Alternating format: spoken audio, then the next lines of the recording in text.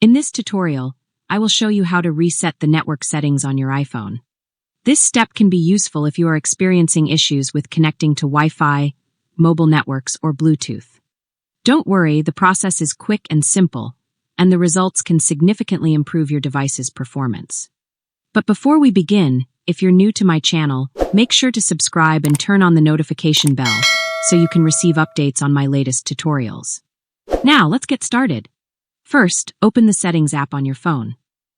Then scroll down a bit, find the General option, and tap on it to open it.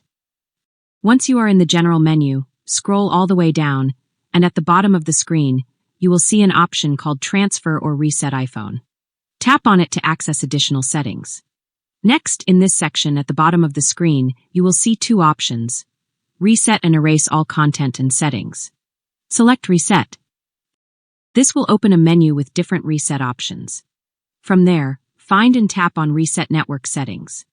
After that, your device will ask for your passcode if you have one set. Finally, tap on Reset Network Settings again. Your iPhone will restart automatically, and all saved Wi-Fi network settings, Bluetooth connections, VPNs, and mobile network settings will be erased.